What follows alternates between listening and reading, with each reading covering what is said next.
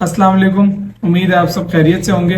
Last lecture के अंदर मैंने आपको बताया था कि अमेज़ॉन के ऊपर हमें ऑर्डर आने के चांसेस क्यों होते हैं और किन बेसिस के ऊपर हमें ऑर्डर अमेज़ॉन के ऊपर आ सकता है।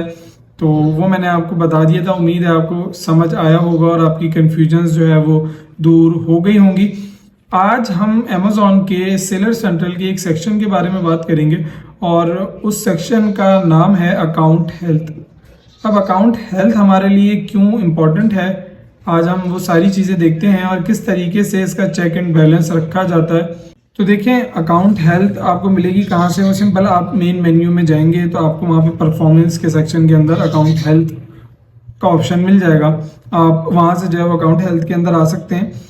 अब अकाउंट हेल्थ के अंदर अमेज़ॉन हमें कौन कौन सी चीज़ें प्रोवाइड करता है, हमारे कौन कौन से टास्क का चेक एंड बैलेंस अपने पास रख रहा होता है। तो देखिए, सबसे पहले तो आप यहाँ लेफ्ट साइड के ऊपर देखें, आपको मिल जाता है ऑर्डर डिफेक्ट रेट। अब ये ऑर्डर डिफेक्ट रेट क्या होता है कि आपने कोई ऑर्डर जो है वो फुलफिल किया है और कस्टमर को डिलीवर किया है और कस्टमर आगे से कहता है कि भाई प्रोडक्ट डैमेज है या प्रोडक्ट जो है वो ठीक नहीं है, प्रोडक्ट इमेज के हिसाब से ठीक नहीं है, प्रोडक्ट की जो डिस्क्रिप्शन लिखी हुई थी प्रोडक्ट उसके हिसाब से नहीं है। आपकी प्रोडक्ट के अंदर कोई भी डिफेक्ट अगर कस्टमर को लगा तो वो पूरी आज़ादी के साथ आपके ऊपर कंप्लेन कर सकता है या रिटर्न कर सकता है, या फिर अमेज़ॉन को एटलीस्ट ये बता सकता है कि भाई ये प्रोडक्ट मैं रख रहा हूँ अपने पास, लेकिन ये प्रोडक्ट एज पर डिस्क्रिप्शन या फिर एज पर पिक्चर थी नहीं, तो वो भी आपकी कंप्लेन ही कंसिडर होगी। अब वो कंप्लेन आपको कितनी आ सकती हैं उसका अमेज़ॉन आपको टारगेट देता है कि ये अंडर 1% होनी चाहिए। मतलब अगर आपको 100 ऑर्डर्स आ रहे हैं महीने के, तो उसमें से सिर्फ एक ऑर्डर का चांस है कि वो आपका डिफेक्टेड हो सकता है। इतनी परमिशन आपको अमेज़ॉन देता है।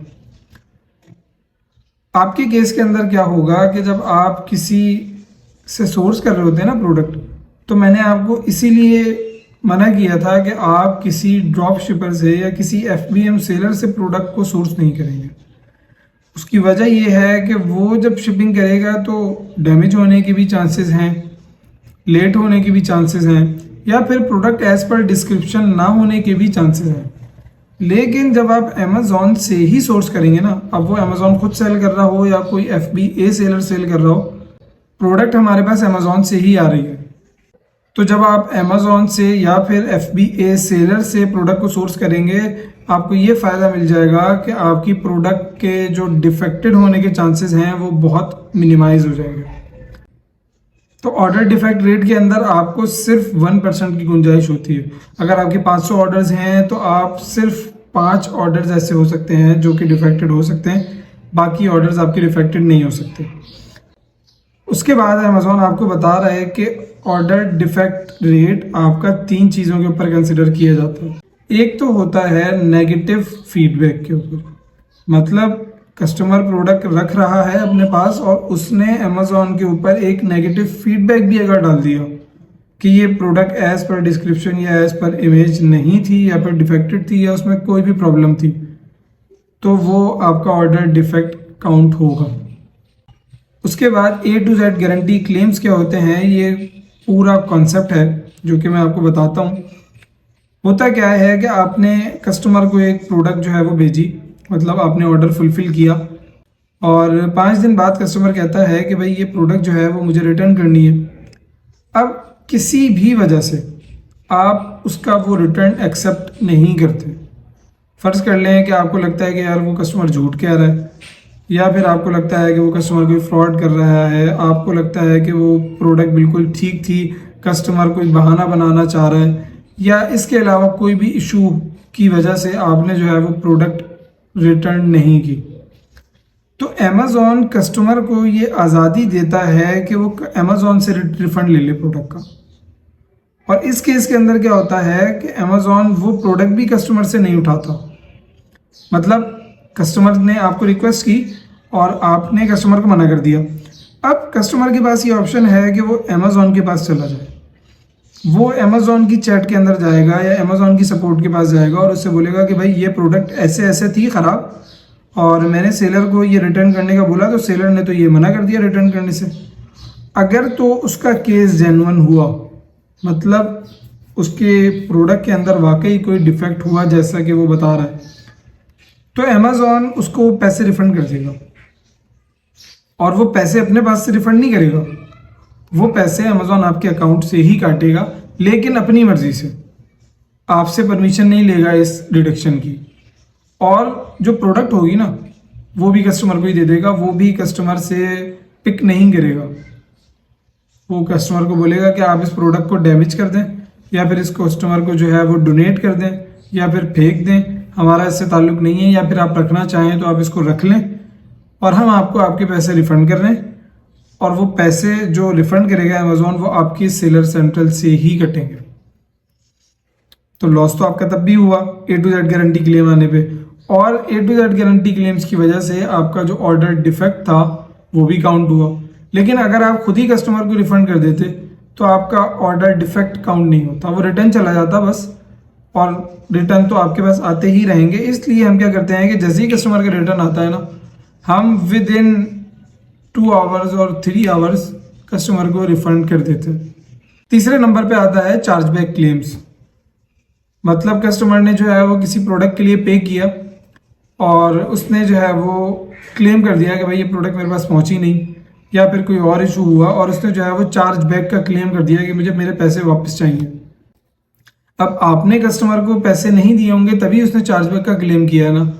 इस कंडीशन में भी अमेज़ॉन उसको रिफ़ंड कर देगा, आपके अकाउंट से पैसे डिडक्ट कर लेगा अपनी मर्ज़ी से, विदाउट आपकी परमिशन, और आपका ऑर्डर डिफेक्ट भी काउंट होगा।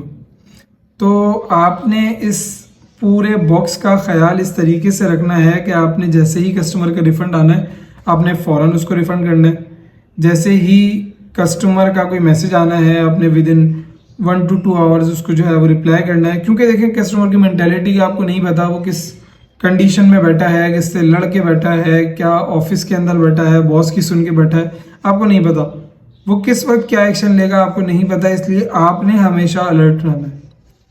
दूसरे नंबर पे आपने जो है वो कोशिश करनी है कि आप किसी FBM सेलर से सोर्सिंग ना करें, आप किसी FBA सेलर या अमेज़ॉन से ही सोर्सिंग करें, ताकि आपकी प्रोडक्ट के डिफेक्टेड होने के चांसेस बहुत कम हों और आपको इशू ना आए ऑर्डर डिफेक्ट के हिसाब से।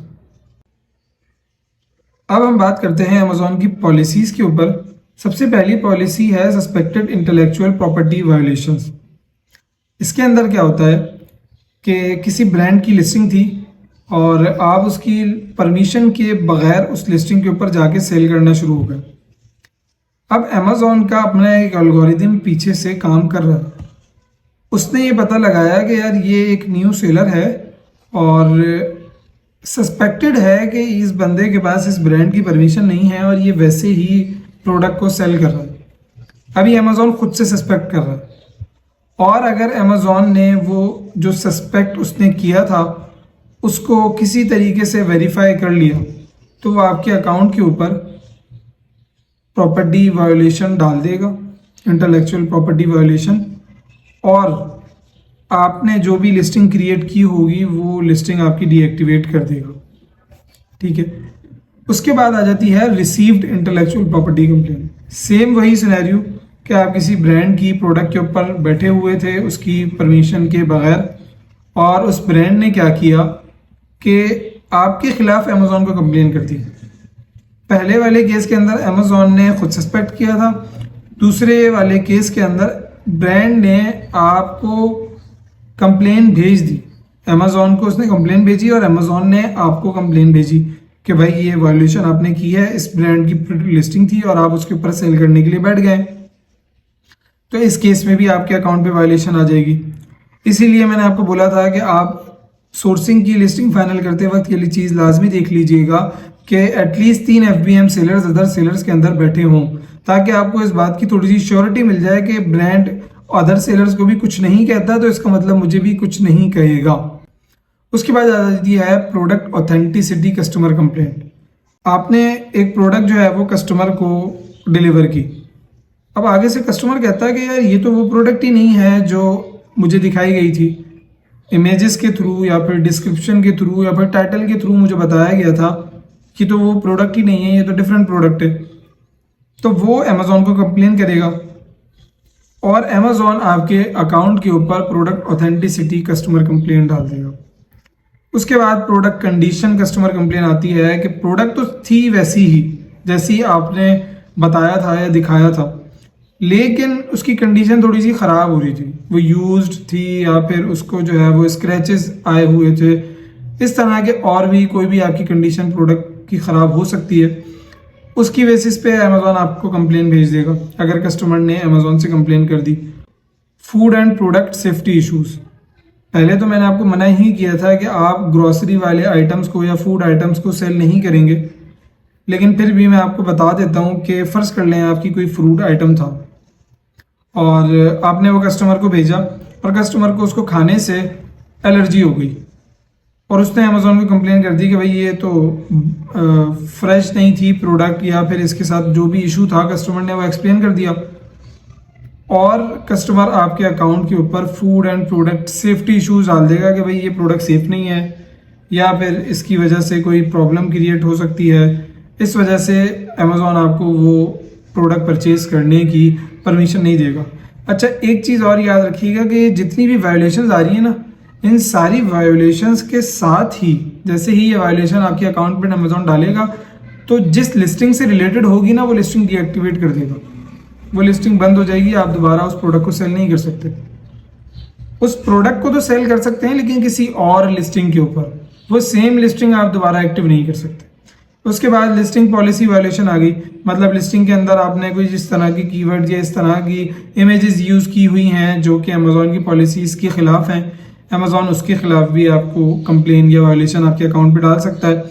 रिस्ट्रिक्टेड प्रोडक्ट पॉलिसी वायलेशन, कोई प्रोडक्ट अमेज़ॉन ने रिस्ट्रिक्ट की हुई थी, आपने वो सेल करने के लिए लगा दी तो भी वायलेशन हो जाएगी।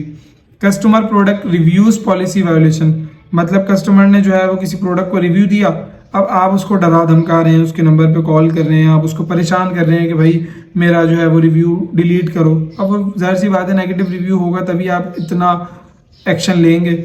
आप कह रहे हैं कि यार ये रिव्यू डिलीट करो या फिर जो है वो आप उसको डरा रहे हैं, धमका रहे हैं, इस तरीके से आप कुछ भी कर रहे हैं और उसने जो है वो कंप्लेन कर दी तो भी आपके अकाउंट पे वायलेशन आ जाएगी। और उसके अलावा कुछ अदर पॉलिसीज़ भी होती हैं जो कि यहाँ पर मेंशन नहीं होती, तो उनके ऊपर बात करना इतना इम्पोर्टेंट भी नहीं है, वो वायलेशन नॉर्मली हमारे काम के अंदर आती भी नहीं है।